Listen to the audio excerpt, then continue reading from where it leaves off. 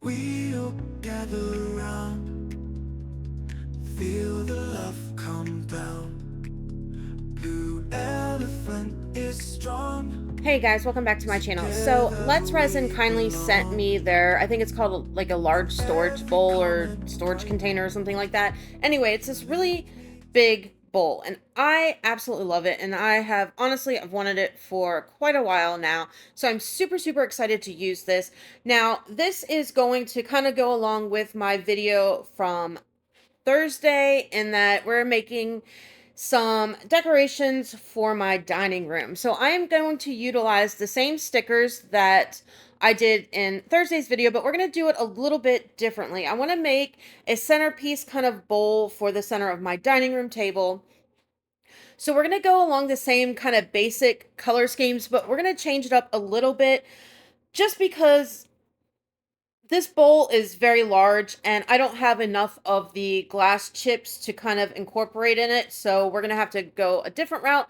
And for today, I'm using Let's Resin's epoxy resin for this. Now, what I want to do is, since we're going with the same color scheme, the copper kind of bronzy orangish, like burnt orangish glitter and the brown, I'm going to use as kind of like the top piece, the rim around my bowl. What I want to do first is I'm just going to put a little bit of resin, just straight clear resin, around the edge of that. And my reason for doing this is when I put the glitter in this, I want to pack it in. Now, I'm not using chunky glitter. If you were using chunky glitter for this, you definitely, I think, would want to do this step simply because with the chunky glitter, the possibility of it going straight down and settling on the actual silicone and you getting air bubbles like trapped in between are greater than maybe with this fine glitter because it's so fine. But just to be on the safe side, because this bowl does take quite a bit of resin, I don't want to take any chances, and that's why I did that layer of clear in there first. Now, it was only the tiniest little bit, not a lot. I really don't want this to be super deep on this part, but we're going to see. So I am packing it in kind of with both colors. I want to be able to clearly see each color in there. I don't want it to become just like stronger in one color or the other. So I am kind of going back and forth, checking it on my craft stick just to kind of see if I'm seeing too much of one color and not enough on the other, then I know I need to add more. And that's it. Now we are going around the edge, and I'm putting it on the edge. It's going to go down on its own, and I am going to help it.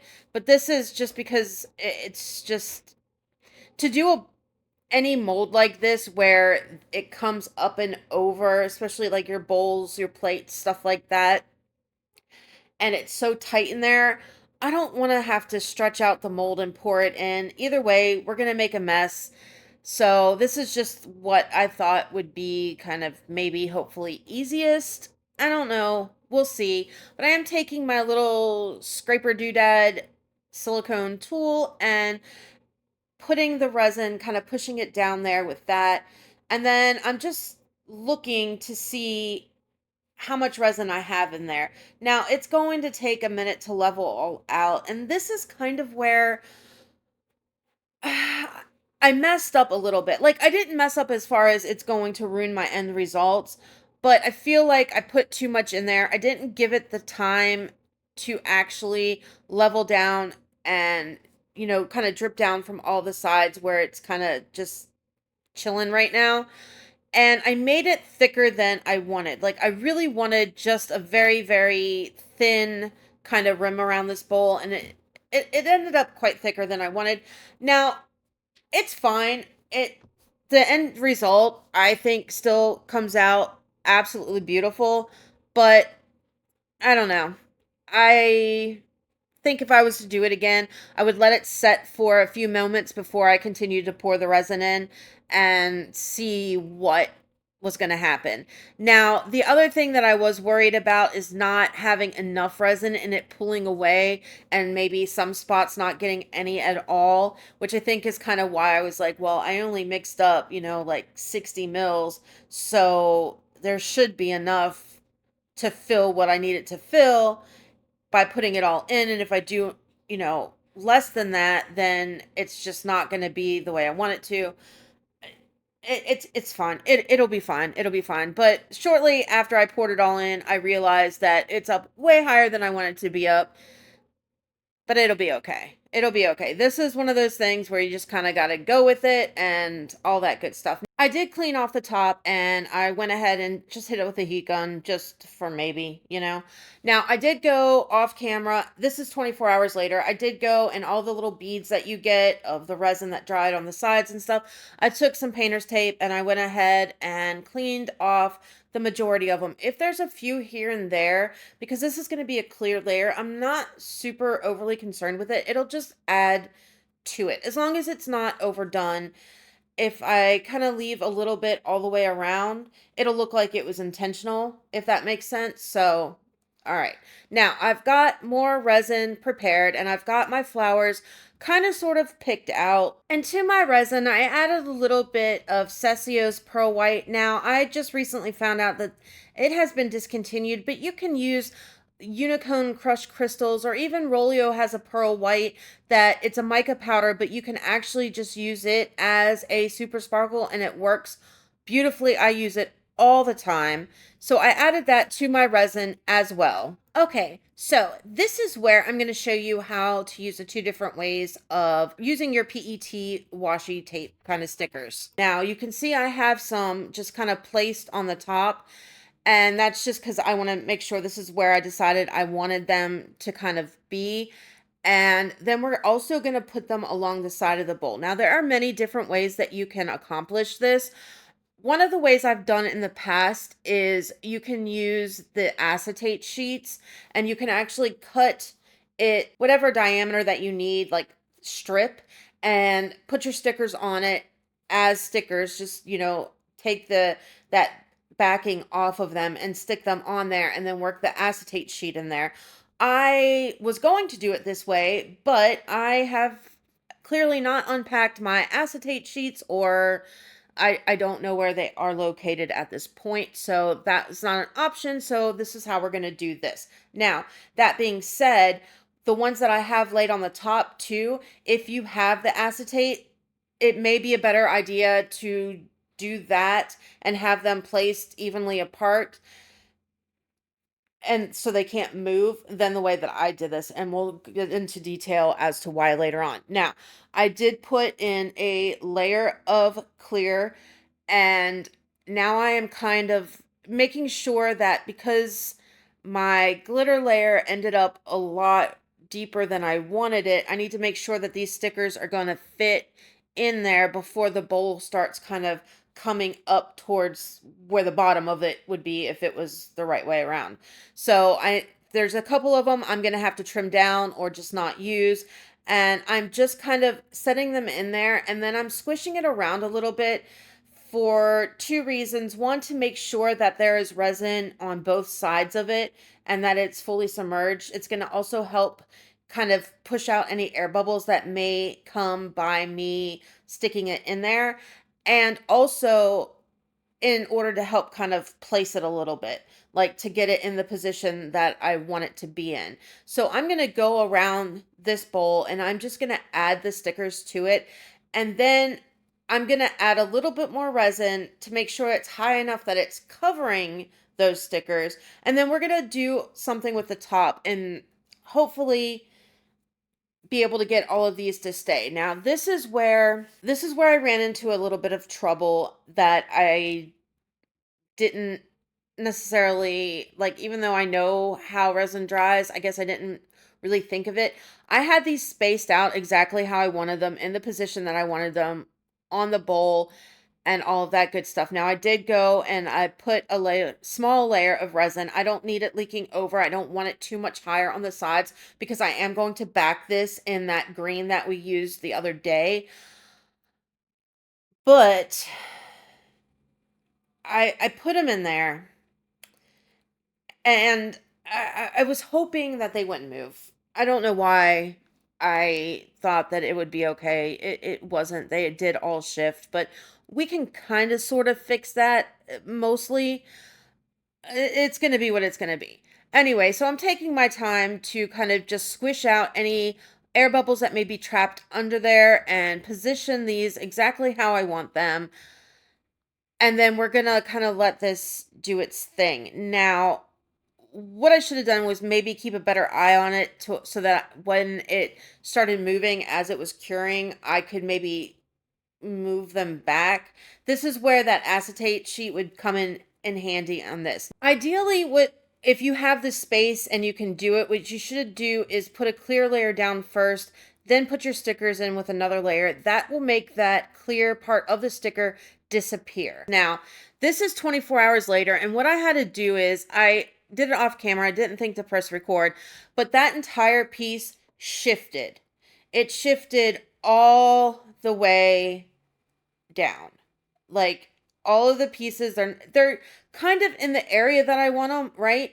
But they moved down towards one side and they kind of shifted, so they're not evenly spaced anymore, and I had to clip it off, but I did take it out. And at this point I realized that I'm going to have to do another layer of resin anyway, which I really didn't want to have to do, but it's fine. So I put some down on the bottom. I laid this resin piece on top with the stickers that are already encased in resin, and hopefully this is going to work. So what I'm going to do now is, since I have to do it this way and I need that full layer to go all the way around the rest of it and kind of connect up so that it doesn't look odd when I put my backing piece down, I'm going to have to do a layer, like just super thin and clear, and hopefully this is going to work. But what I'm going to do is I'm kind of going to do like I did with the clock, and I'm taking a little bit of that gorgeous foil, which I found, by the way, that you can buy in the colors. That wasn't like some kind of weird crazy accident. You actually can buy it colored like that. So I'm going to link that below. It's absolutely stunning. Anyway, I'm taking my time to push out the bubbles from underneath this, so hopefully I won't have any air pockets that are caught underneath, because this is a huge piece to be laying down like that. And then I'm going to add some of that colored copper foil piece and a little bit of the glitters just to add some more dimension to the bottom of this bowl, just like we did the clock. And take my time to break up these pieces, place the pieces of foil just like I did in the clock so that they're not hiding behind the stickers. It's going to give it a little bit more dimension and all of that good stuff, a little bit more interest to look at it. And we're going to let this dry, and hopefully, fingers crossed, there's going to be enough space on the bottom of this for my grain. I'm really running out of space, and this is turning out to be a little bit more challenging than I initially thought it was going to be. But this is how we learn. You know, you do things and stuff happens and then you pivot, and sometimes those accidents are happy accidents and the piece comes out way better than what you thought. Now, in this, I would do it completely different if I was to do it again, but again, that's something that I've learned through the process of my mishaps. So I am just now taking a little bit of the resin, pouring it in. I am going to do this a little at a time, and that is because, again, I don't have hardly any room left in this mold, and I do not want it to fill up with the clear. Like, I really want this to have a green bottom to it. Now I'm going and recentering that clear piece that I had stuck in there just to make sure it's in position. Adding a little bit more where I need it, just around those edges, just to make sure that all that resin is going to cure together and I'm not going to have any holes in there that the green's going to come through and make it look uneven and just dumb. And then I'm going to take my time and my dotting tool and break up these pieces of foil, smaller where I need to, push them off of the stickers so that you can actually see the pieces and they're not hiding behind all of my stickers. And then if I need to add more, I'm just going to kind of pull out the pieces of the foil just to add the foil to it, because I really don't need much more resin. I am trying to make sure I'm going along the edges of the mold with my dotting tool to kind of help with air bubbles, make sure it's all even, make sure that foil, since I have to go under there anyway, is going under there as well, and it just looks more cohesive. And that's it. We'll hit it with our heat gun and then let this go ahead and finish curing so we can finally add our last layer of resin, and hopefully, fingers crossed, everything turns out okay, and it'll sit on my dining room table. If not, it'll go into a storage box with the rest of the stuff that I have that I just have.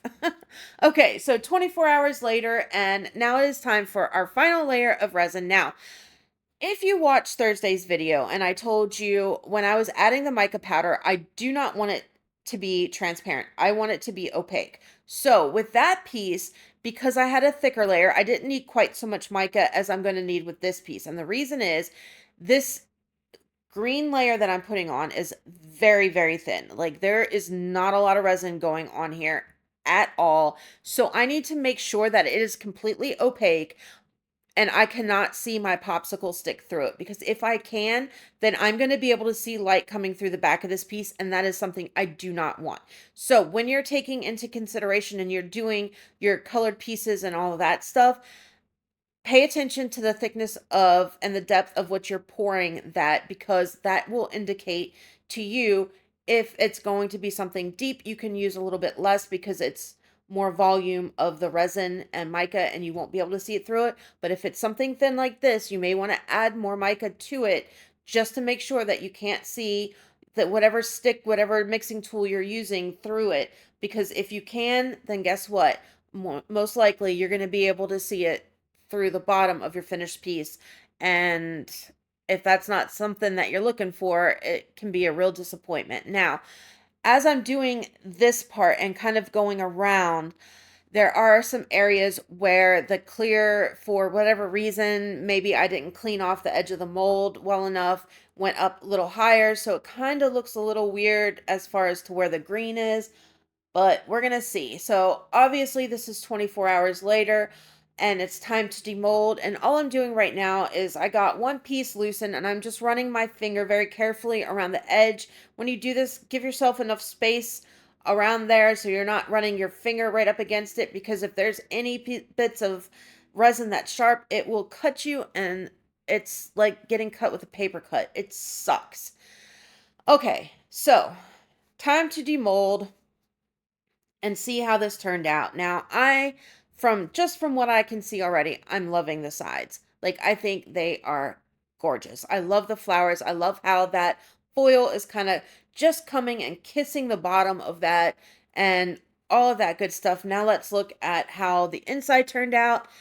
And it's pretty. You can see where I had to pour the resin, where that piece was that I initially poured for the stickers. You can kind of tell in there just by the way that it is, the depth of it and whatever. You can see the outline of it, which is unfortunate.